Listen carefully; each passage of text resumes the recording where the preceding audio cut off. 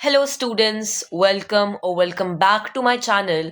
In today's video, we are starting with the sexual mode of reproduction in human beings.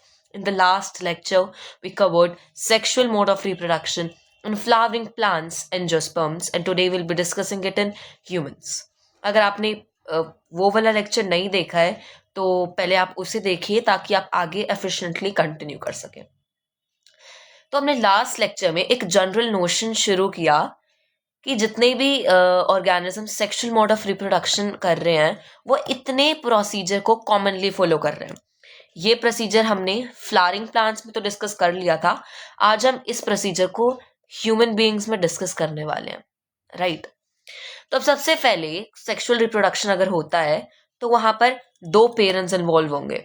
दो parents के साथ साथ gametes भी हमें चाहिए होंगे. तो वहीं पर गैमीट फॉर्मेशन टेक प्लेस करती है. मतलब मेल गैमीट्स और फीमेल गैमीट्स फॉर्म होते हैं जिसको हम गैमीटोजेनेसिस बोलते हैं. तो यहाँ पर ह्यूमंस के केस में मेल गैमीट क्या है? That is sperm. Okay, and the female gamete we have is ovum, egg, जो कि ओवरी प्रोड्यूस करता है, right? Okay, then there need to be a gamete transfer. तो गैमीट्स का ट्रांसफर कैसे होता है? Through the mode of sexual intercourse. Male जो होता है वो इजैकुलेट करता है स्पर्म्स को फीमेल बॉडी में. दैट इज गैमीट का ट्रांसफर हो गया. वंस गैमीट ट्रांसफर हो गए तो वो मिल सकते हैं, दे फ्यूज हो जाते हैं. उस प्रोसेस को हमने फर्टिलाइजेशन कहा. फर्टिलाइजेशन से जाइगोट बना. जाइगोट रिपीटेडली डिवाइड करके हमारा एम्ब्रियो में कन्वर्ट हो जाएगा. और एम्ब्रियो था जो उसकी ग्रोथ एंड डेवलपमेंट होगी, जिसकी ग्रोथ की जाएगी प्लेसेंटा के थ्रू, राइट? तो यही हम इस चैप्टर में मतलब इस टॉपिक में मेनली पढ़ने वाले हैं. Okay, so let's get started. तो सेक्सुअल रिप्रोडक्शन इन ह्यूमंस जब हम शुरू करते हैं तो हमारी एनसीईआरटी हमें कुछ प्यूबर्टी से डिस्कस कराती है, राइट? जब हम रिप्रोडक्शन को शुरू करते हैं तो यहाँ पर कुछ चेंजेस ड्यूरिंग प्यूबर्टी की डिस्कस किया जाता है. तो प्यूबर्टी क्या है? प्यूबर्टी वो स्टेज है ह्यूमन बीइंग का जहाँ पर जो ऑर्गेनिज्म है वो सेक्सुअल मेच्योरिटी को अटेन कर लेता है और कैपेबल हो जाता है रिप्रोड्यूस करने के लिए, right? It is period of adolescence. Adolescence को हम टीनेज बोलते हैं, right? I think the spelling is wrong, never mind. तो ये एडोलेसेंस का वो पीरियड है जहाँ पर जो बॉडी है वो डेवलप करती है मेच्योर होने के लिए और कैपेबल बन जाती है रिप्रोडक्शन, मतलब रिप्रोड्यूस अपने जैसे नए इंडिविजुअल्स को बनाने का कैपेबिलिटी आ जाती है जब वो सेक्सुअली मेच्योर हो जाते हैं उस स्टेज पर. फिर चेंजेस क्या देखने को मिलते हैं जब वो टीनेज में आ जाते हैं, जब वो सेक्सुअली मेच्योर हो जाते हैं? एक जनरल पॉइंट आप याद रखना, जो फीमेल्स हैं मतलब जो गर्ल्स हैं उनमें जो प्यूबर्टी है वो जल्दी हिट करती है एज कंपेयर टू मेल्स. और जब भी हम ये भी बोलते हैं कि लड़कियों की हाइट जल्दी बढ़ती है, दैट इज वाई, क्योंकि उनको प्यूबर्टी जल्दी हिट करती है in the age of 11 to 13. But जो मेल्स हैं इनमें 13 to 14 की एज में ही आती है and it continues to 18 or 19. These are some general ages, but never mind, किसी भी बॉय में या गर्ल में जो एज का डिफरेंस है वो आ सकता है, किसी में लेट हो सकता है, किसी में जल्दी हो सकता है. So don't think about that, it is natural. Then we have males and females कि इनमें क्या चेंजेस देखने को मिलते हैं. कुछ तो कॉमन चेंजेस है, लाइक आर्मपिट्स में अंडर आर्म ग्रोथ हो जाती है, प्यूबिक हेयर ग्रोथ होती है. प्यूबिक हेयर मतलब आपके जेनिटल्स के आसपास के एरिया में हेयर ग्रोथ मिलती है, राइट? ये सेम इधर भी होगा. जो डिफरेंसेस हैं उनकी हम बात कर लेते हैं. बॉयज में फेशियल हेयर ग्रोथ मतलब अनइवन हेयर्स ग्रो कर जाते हैं फेस पे, फिर वो धीरे धीरे धीरे धीरे थिक हेयर्स आने लग जाते हैं, बट फेशियल हेयर ग्रोथ होने लग जाती है. डीपनिंग ऑफ वॉइस, इसका मतलब क्या है?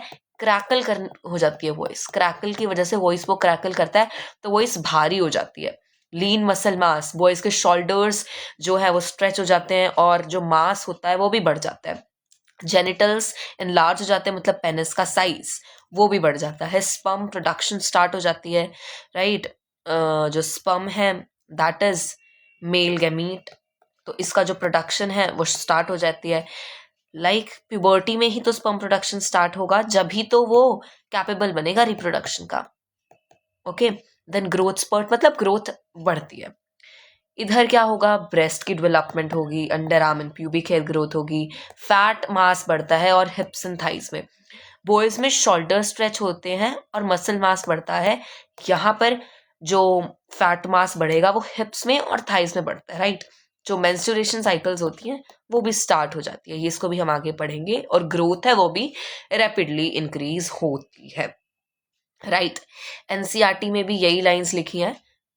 बॉयज एंड गर्ल्स में कुछ डिफरेंसेस होते हैं, जैसे गर्ल्स में ब्रेस्ट साइज जो है इंक्रीज होता है, डार्कनिंग हो जाती है स्किन की at the nipples at the tip of breast. Also girls begin to menstruate around this times. और बॉयज में क्या देखने को मिलता है, thick hair growth on the face, their voice begin to crack, और जो पेनिस का साइज था वो भी इनलार्ज और इरेक्ट हो जाता है। Okay, then we start with the male reproductive system and the female reproductive system. Now let's start with it. पहले हम इनके गैमीट्स की एक जनरल डिस्कशन कर लेते हैं। जो मेल में स्पर्म होता है दैट इज मोटाइल। मोटाइल मतलब वो मूव कर सकता है, उसके पास एक टेल लाइक स्ट्रक्चर है जो उसको मूवमेंट करने में हेल्प करती है, और ये मैनी नंबर्स में रिलीज कर किए जा सकते हैं, right. There is nothing a scale की एक मेल बॉडी में इतने ही स्पर्म्स रिलीज होंगे, बट जो फीमेल है वो नॉन मोटाइल है, मतलब मूव तो नहीं करता है। हालांकि हम देखेंगे कि ये मूव करेगा, जब रिलीज किया जाएगा तो वो थोड़ी सी उसकी मूवमेंट होगी, लाइक वो फेलोपियन ट्यूब में आएगा, देन अगर एम्ब्रियो बन जाता है तो ओविडक्ट में आएगा, बट वो खुद से मूवमेंट नहीं हो रही है, that is something natural movement, okay, जो कि हर मंथ होगी ही होगी, बट दिस इज समथिंग अगर सेक्सुअल इंटरकोर्स होता है तो ही वो फीमेल बॉडी में मूव करेगा। Okay, I hope you understand this. और जो फीमेल है मतलब एग है वो एक ही रिलीज होगा हर मंथ। जो भी एक बच्चा होता है मतलब फीमेल होता है, उसमें बर्थ के टाइम में ही बहुत सारे एग्स प्रेजेंट होते हैं, राइट, ओवरीज में। बट जैसे ही एक फीमेल प्यूबर्टी को हिट करेगी, कोई भी गर्ल प्यूबर्टी हिट करती है, तो वो जो एग्स उसमें प्रेजेंट थे अब वो मैच्योर होने लगेंगे और हर मंथ एक ही एग रिलीज होगा। इसको हम डिटेल में भी डिस्कस करेंगे, उससे पहले हम मेल रिप्रोडक्टिव सिस्टम की बात कर लेते हैं। मेल रिप्रोडक्टिव सिस्टम का ये डायग्राम है जो कि एनसीईआरटी में भी गिवन है। एनसीईआरटी इसको एक पैराग्राफ की फॉर्म में देखो आपको यहाँ पर देती है। मैंने एक एक पार्ट का जो फंक्शन है उसको डिफरेंटली यहाँ पर लिख दिया है टेबल की फॉर्म में, तो चलो हम उधर से डिस्कस करते हैं। सबसे पहले हम वहां से शुरू करते हैं जहां पर गैमीट्स की फॉर्मेशन होगी। तो गैमीट्स कहाँ पर बनते हैं, टेस्टीज में बनते हैं, ओके। स्पर्म सेल्स ये प्रोड्यूस करते हैं। तो ये किस में है, ये है एक पाउच लाइक स्ट्रक्चर में, जो कि आपको दिख रहा होगा नॉर्मल जो ह्यूमन बॉडी है उसके एब्डोमिनल मतलब नीचे के रीजन में है। तो व्हाट इज इट, स्क्रोटम क्या है, एक पाउच लाइक स्ट्रक्चर है जो कि होल्ड करता है अपने अंदर टेस्टिस को, और ये एब्डोमिनल रीजन में प्रेजेंट होता है, मतलब लोअर में प्रेजेंट होता है, बॉडी से थोड़ा अलग, क्योंकि जो स्पर्म प्रोडक्शन यहाँ के टेस्टिस में होगी उसको जो टेम्परेचर है वो कम चाहिए, नॉर्मल मतलब बॉडी के टेम्परेचर से थोड़ा सा टेम्परेचर कम चाहिए, इसलिए ये एब्डोमिनल रीजन में प्रेजेंट है। दूसरा, ये स्क्रोटम किसको होल्ड कर रहे हैं, अ पेयर ऑफ टेस्टिस को। ये क्या प्रोड्यूस करते हैं, स्पर्म सेल्स को, जो कि क्या है, मेल गैमीट्स, और हार्मोन भी बनाते हैं जिसका नाम है टेस्टोस्टेरोन। जितने भी चेंजेस एक मेल बॉडी में प्यूबर्टी के टाइम पर आते हैं वो इस हार्मोन की वजह से ही आते हैं, और इस टेस्टोस्टेरोन से ही स्पर्म फॉर्मेशन होती है, और जो भी चेंजेस है वो भी प्यूबर्टी के टाइम में इसी की वजह से आते हैं। अब देखो यहाँ पर मेल गैमीट बन गया, तो अब इसको कैरी करने का भी काम करेगा, तो वो क्या करता है, वास डेफरेंस जिसको कैरी करता है, तो वास डेफरेंस कैरी करता है स्पर्म को यूरेथ्रा तक। यूरेथ्रा को पढ़ने से पहले हम ये भी पढ़ लेते हैं कि यूरैनरी जो ब्लैडर होता है हमारा, उसमें से जो यूरिन होता है वो भी क्या कहते हैं, एक जंक्शन पे आकर मिल जाता है। वास डिफरेंस स्पर्म को कैरी करता है, और यूरिन जो होता है वो भी एक जंक्शन पर आकर मीट करते हैं, और जो यूरेथ्रा है वो फिर कॉमन पैसेज है, मतलब यूरेथ्रा से ही स्पर्म इजैकुलेट होगा और यूरेथ्रा से ही जो है हमारा यूरिन पास आउट होगा। तो it is common passage for both semen and urine. But जब हम यहाँ पर सीमेन बोल रहे हैं, इसका मतलब क्या है? इसका मतलब है जो स्पर्म सेल्स यहाँ पर टेस्टिस में बने, उसमें कुछ और सिक्रीशंस भी ऐड हुए हैं। तो वो किसने ऐड किए? जब वास्ट डिफरेंस अपने रास्ते से आ रहा था तो उसको बीच में सेमिनल वेसिकल और प्रोस्टेट ग्लैंड मिला। इन दोनों ने अपने जो सिक्रीशंस थे वो डाल दिए स्पर्म में, और जो स्पर्म था फिर वो किस में आ जाता है? एक फ्लूइडी लाइक स्ट्रक्चर में आ जाता है, व्हाइटिश फ्लूइड लाइक स्ट्रक्चर में, जो कि ट्रांसपोर्ट था ईजियर बना देता है और न्यूट्रिशन भी प्रोवाइड करता है उन सेल्स को, क्योंकि स्पर्म भी तो सेल्स है ना, राइट? अब जो पेनिस था, व्हाट इसका क्या काम होता है? ये डिपॉजिट करता है स्पर्म्स को वेजाइना में ड्यूरिंग इंसेमिनेशन। मतलब जब सेक्सुअल इंटरकोर्स होगा तो जो ये पेनिस है ये इजैकुलेट कर देगा स्पर्म सेल्स को फीमेल बॉडी में। Okay, is that much clear? I hope that is clear. अब हम कर रहे हैं फीमेल रिप्रोडक्टिव सिस्टम की बात। फीमेल रिप्रोडक्टिव सिस्टम का एक टिपिकल सा डायग्राम ये है हमारे पास।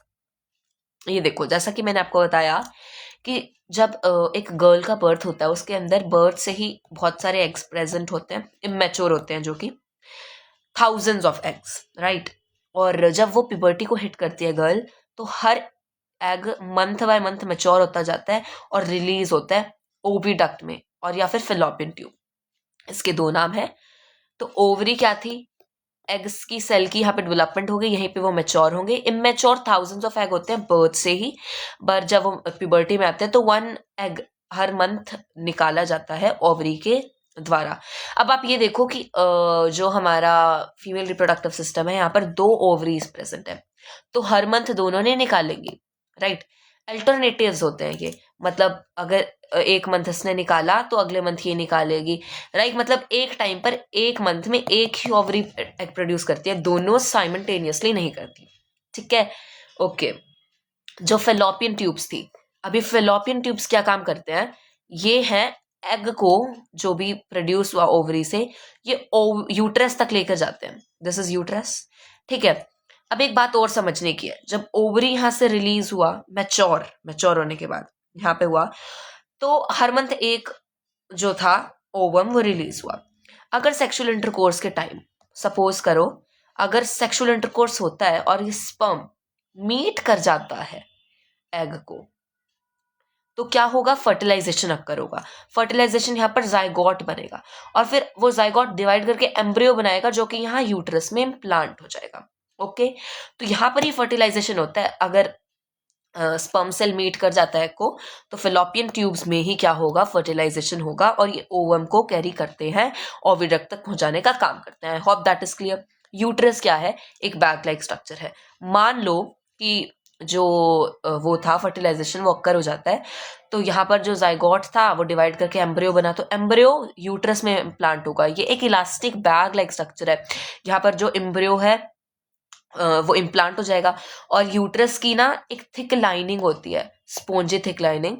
तो ये क्या करती है? ये डेवलपमेंट में हेल्प करती है फीटस के, ठीक है? फीटस यहाँ पर डेवलप करेगा तो उसके लिए ये थिक स्पोंजी लाइनिंग भी बना के रखता है।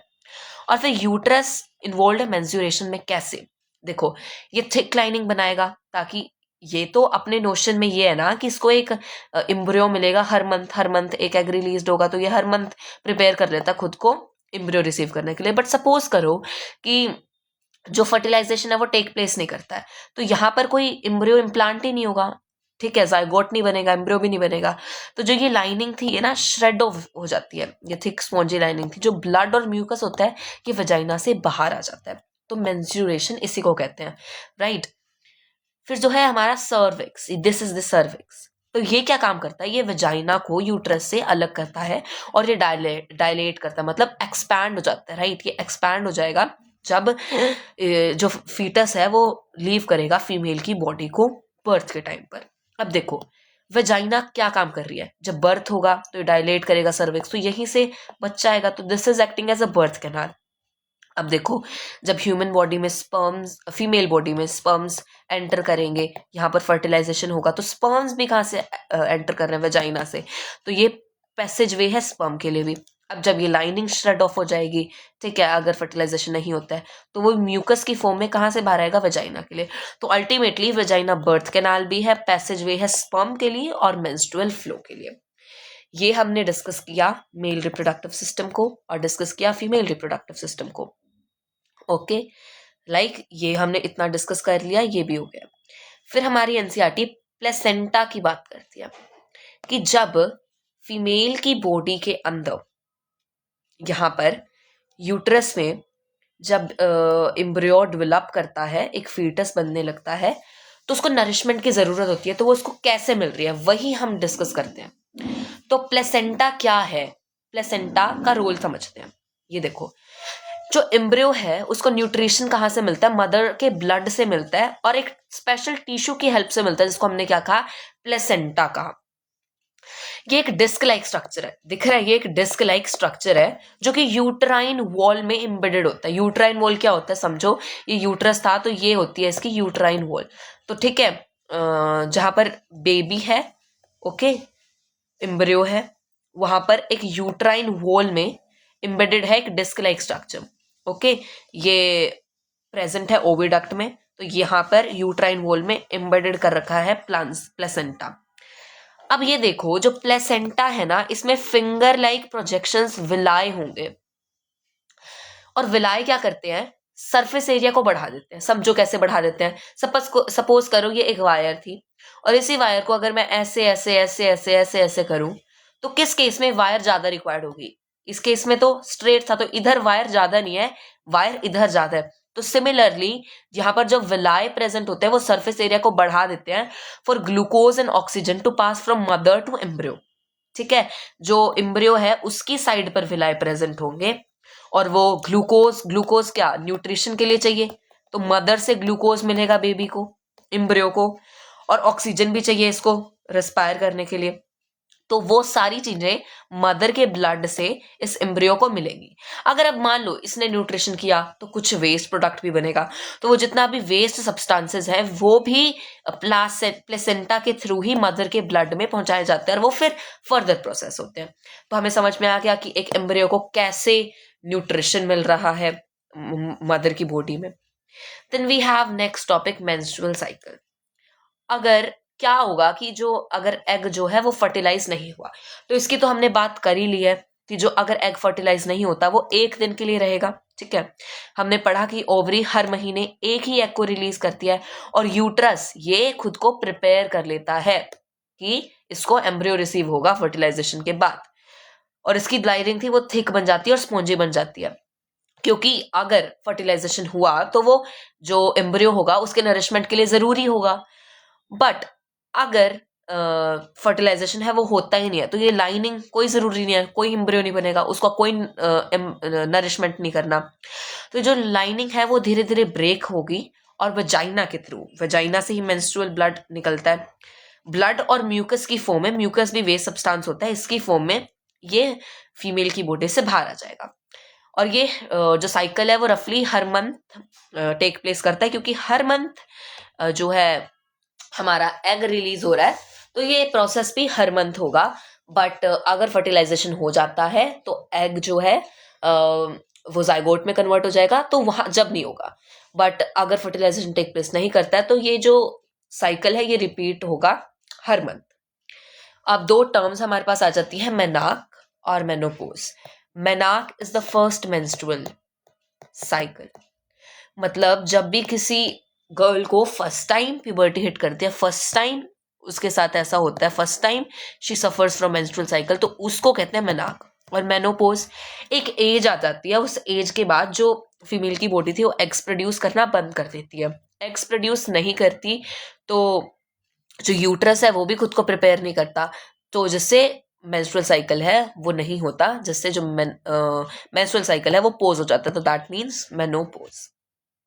Okay, then we have contraceptives method.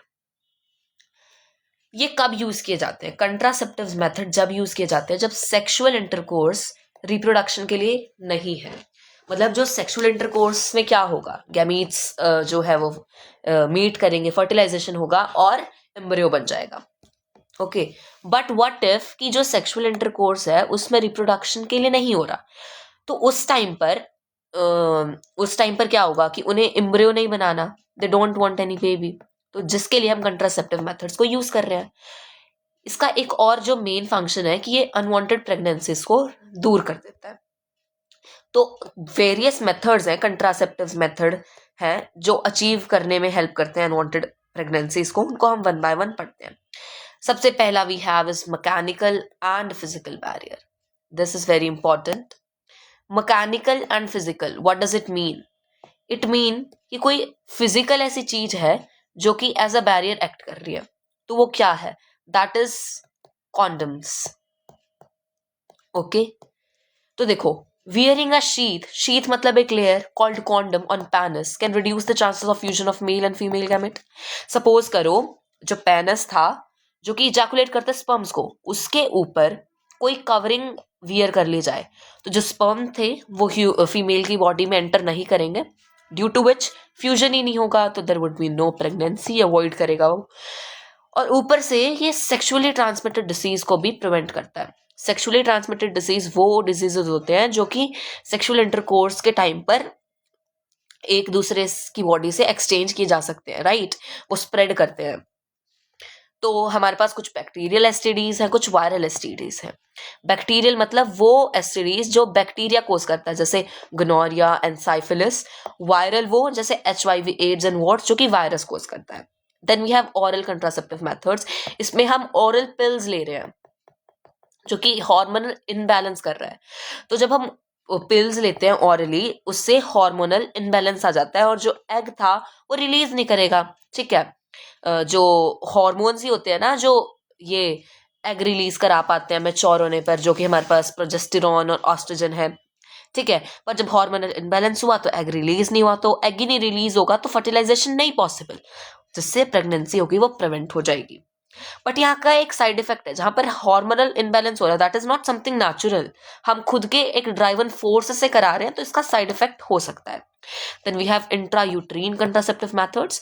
Uterus हमें पता ही है, उसके अंदर इंट्रा यूट्रीन मतलब यूट्राइन वॉल में या फिर यूट्रस के अंदर जब हम कोई डिवाइस को लगा रहे हैं, ठीक है, प्रेगनेंसीज को रोकने के लिए, that is intra uterine contraceptive methods, IUCD. जैसे कि एक लूप होता है, एक copper T, these are devices जो कि यूट्रस में प्लेस किए जाते हैं. बट इसका भी साइड इफेक्ट है, क्योंकि एक मेटल की डिवाइस प्लेस की जा रही है यूट्रस में, तो इससे इन्फेक्शन आ सकता है, इरिटेशन आ सकता है. Then we have last surgical methods. Surgical methods को समझते हैं डायग्राम की हेल्प से. सपोज करो वास डेफरेंस को काट दिया जाए, यहां से ब्लॉक कर दे या सील कर दे, तो वास डेफरेंस ही है जो कि टेस्टिस में बने स्पर्म को कैरी करता है. तो जब स्पर्म्स ही पेनिस तक नहीं पहुंचेंगे तो वो इजैकुलेट नहीं कर पाएगा, जिससे जो है फर्टिलाइजेशन वो नहीं होगा. सिमिलरली अगर यहाँ में ओविडक्ट को या फेलोपियन ट्यूब को यहाँ पर हम सीज कर दें, ब्लॉक कर दें, कट कर दें, तो जो एग प्रोड्यूस होगा वो रिलीज ही नहीं हो पाएगा, स्पर्म इसको इनकाउंटर ही नहीं कर पाएगा, जिससे फर्टिलाइजेशन नहीं होगा. तो ये हमारे पास दो सर्जिकल मेथड्स हैं, right? First one is vasectomy, जिसमें हम ब्लॉक या कट कर देते हैं वास डेफरेंस को, जिससे जो स्पर्म्स थे वो फ्रॉम पेनिस रिलीज ही नहीं होंगे, जैकुलेट ही नहीं होंगे, तो जो फ्यूजन था गैमेट्स का वो भी नहीं होगा. ट्यूबिकेटोमी, जिसमें हम फेलोपियन ट्यूब को, राइट, फेलोपियन ट्यूब को सीज कर रहे हैं, ब्लॉक कर रहे हैं, तो जो एग्स थे वो ओविडक्ट में ही नहीं आएंगे, और ओविडक्ट ही तो वो जगह है जहां पर फर्टिलाइजेशन होता है, राइट? तो जब फर्टिलाइजेशन की साइट तक ही नहीं पहुंचेगा तो फर्टिलाइजेशन ही नहीं होगा, जिससे कि प्रेगनेंसीज हैं अवॉइड हो सकती हैं. तो ये था हमारा लास्ट टॉपिक जो हमारी एनसीईआरटी हमें रिप्रोडक्टिव हेल्थ के नाम से देती है, कि सेक्सुअल हेल्थ भी इंपॉर्टेंट है. ओके, और एक छोटा सा और हमारे यहाँ पर एडिशन है एनसीईआरटी में, जिसको हम देख लेते हैं, क्योंकि यहाँ से क्या पता कोई मॉरल बेस्ड या केस स्टडी भी आ सकती है. तो सपोज करो अभी तो हमने प्रेगनेंसीज को रोकने के मेथड पढ़े थे, बट फिर भी अगर फ्यूजन हो जाता है या फिर प्रेगनेंसी हो जाती है तो उसको भी हम रिमूव कर सकते हैं. कैसे? सर्जरी के मेथड से. बट इसका जो है मिसयूज किया जाता है, सेक्स सिलेक्टिव अबॉर्शन किया जाता है. अबॉर्शन का मतलब क्या? कि वो सर्जरी हो रही है जहां पर जो प्रेगनेंसीज थी उसका रिमूवल हो रहा है. ठीक है, तो सेक्स सिलेक्टिव का मतलब हमारी जो इंडियन सोसाइटी है that is very inferior. Okay, वो ये सोचती है कि जो मेल चाइल्ड है वो सुपीरियर है और फीमेल चाइल्ड है that is not considered so superior. तो अगर फीमेल बर्थ ले सकती है, ओके, अगर उनको ये पता चलता है कि जो फीमेल है, फीमेल की बॉडी में तो वो उसको अबॉर्ट करा देते हैं, ठीक है, उस प्रेगनेंसी को रिमूव कर देते हैं। और एक हेल्दी सोसाइटी में फीमेल और मेल का सेक्स रेशियो मेंटेन होना चाहिए, एक जनरल नोशन है। सो इसी के साथ ये चैप्टर होता है खत्म। Okay, this was the last topic.